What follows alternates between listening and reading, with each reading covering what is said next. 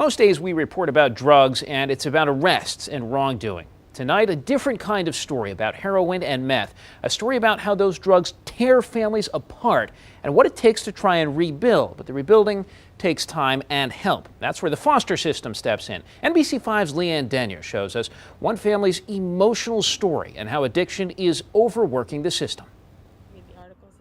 A mother. It didn't take long. Didn't take long at all. And her son. I feel like she didn't really know fully the kind of things she was getting into, and she kind of got addicted, so I got taken away.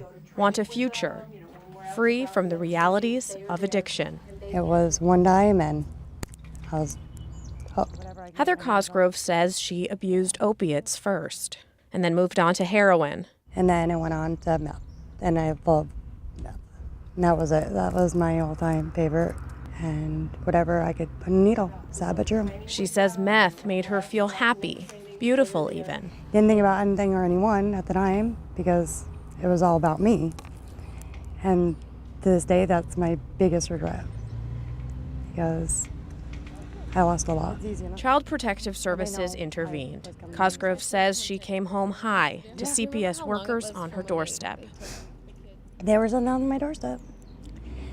I'm just waiting for me. And it tore me up inside so bad that I can't even put into words. And then I went out and wanted to be dead. I didn't care. I just wanted to die. She went to jail. And the kids? I'm looking for a foster home, but... You are currently? Yeah. So far, there hasn't been any openings. The reality is, throughout the region, addiction to opiates, heroin, and other substances is tearing families apart.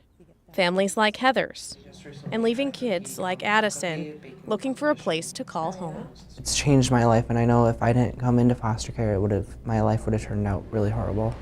In Burlington, there are roughly 200 kids in foster care. DCF crediting the opiate crisis to a significant rise in the number of infants in its care. Back in New York, Social Services Commissioner John Redden says his staff can't keep up with the addiction crisis. It's a disease. Nobody woke up this morning saying, I'm going to shoot up heroin today. That's what I want to do. Nobody does that. It's an addiction that we need to, as a community, put the resources in place and work with these individuals to assist them in overcoming it. He says half of the kids currently in his care are there because of their parents' addictions, and a majority of those kids are less than 5 years old. We've had situations where a child may be 4 or 5 years old, and they've described as a CPS worker the parent, grinding up whatever, putting it in a spoon, heating it, filling a needle and injecting it. And we've had 4-year-olds describe those type of situations to us. Foster parents are in urgent need. Their family has changed. Action starts in this class. What is the first connection that children usually lose when they come into foster care? Family. The MAP class is a requirement for the men and women who want to open their homes and become foster parents. Select one, hold it up high. Foster parents must be at least 21 years old, be in good health, and have sufficient income. Foster parents work with agencies as well as the child's biological parents. We attended the emotionally charged class. It's where we first met Tracy Surlock and her partner, Anthony Baker. I became a foster parent because I was growing older and wanted to develop a family of my own. She became a foster parent nearly 2 decades ago. This was him. Taking in a 1-year-old and later his 3-day-old sister. The pages of her scrapbooks are filled with their pictures, now 12 and 15, the 2 children she adopted. Surlock says fostering since has been both heartbreaking and overwhelmingly gratifying. If you want to give yourself an opportunity to identify ways that you can love other human beings in a unique way, I would suggest that people challenge themselves. To give parents a chance to get their lives back on track. And your kids are worth it. And you have to remind yourself of that every day.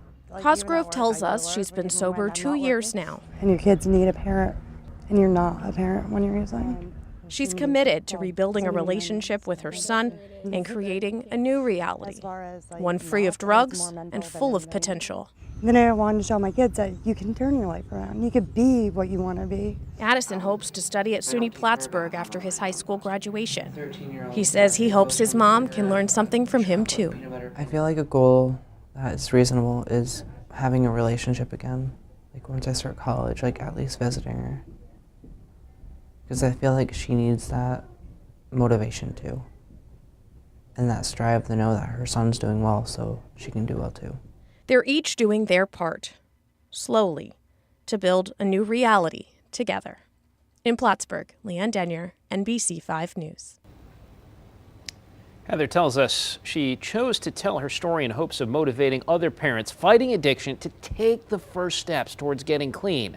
On our website right now, we've got the raw video of her interview, as well as resources about how you can help become a foster parent in New York and Vermont.